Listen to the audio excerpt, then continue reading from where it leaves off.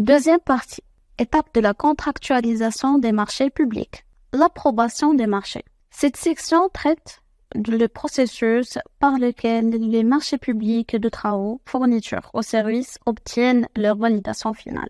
Pour ce fait, les marchés de travaux, fournitures ou services ne sont valables et définitifs qu'après leur signature par l'autorité compétente. C'est-à-dire, pour qu'un marché public soit officiellement reconnu et exécutable, il doit être signé par l'autorité compétente.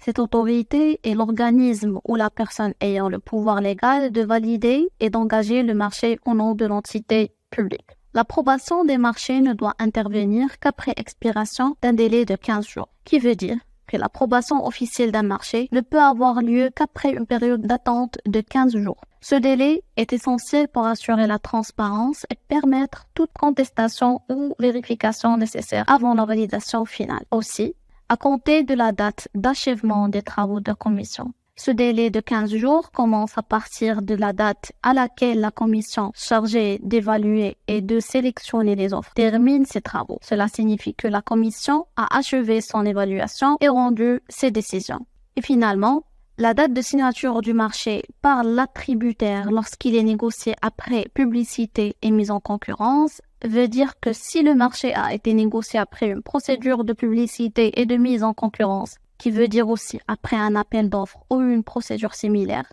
le délai de 15 jours commence à partir de la date à laquelle l'attributaire, c'est-à-dire le prestataire choisi, signe le marché. En résumé, ce diapositive précise que pour qu'un marché public soit considéré comme valide et définitif, il doit être signé par l'autorité compétente. Cette signature ne doit intervenir qu'après un délai de 15 jours suivant soit la fin des travaux des commissions d'évaluation, soit la signature par l'attributaire dans le cas des marchés négociés après publicité et concurrence. Cela permet d'assurer que tous les aspects du marché ont été correctement examinés et validés avant son approbation finale.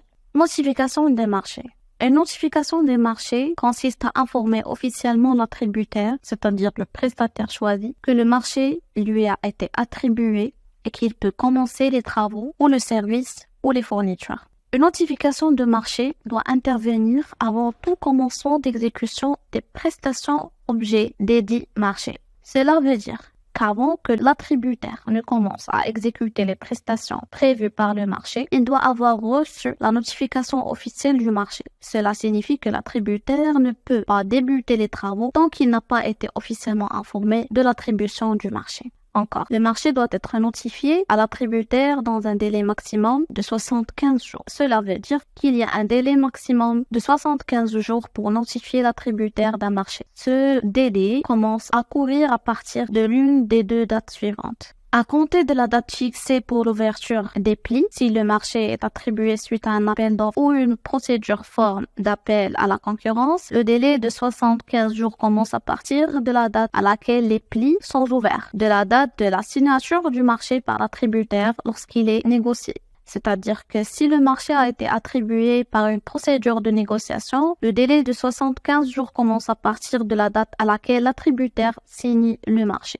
En résumé, ce paragraphe stipule que la notification officielle des marchés doit être effectuée avant le début de l'exécution des prestations. Cette notification doit se faire dans un délai maximum de 75 jours, soit à partir de la date d'ouverture des plis pour un marché attribué par appel d'offres, soit à partir de la date de signature du marché par l'attributaire pour un marché négocié. Cette règle garantit que toutes les parties sont officiellement informées et que les délais administratifs sont respectés avant le début des travaux. Le suivi de l'exécution du marché. Un suivi de l'exécution du marché veut dire que lorsqu'une entité, par exemple une administration publique, conclut un contrat avec un fournisseur ou un entrepreneur pour réaliser un projet ou pour fournir des biens ou des services, il est essentiel de suivre de près l'exécution de ce contrat pour s'assurer qu'il est mené à bien selon les termes convenus. Une personne chargée du suivi de l'exécution du marché.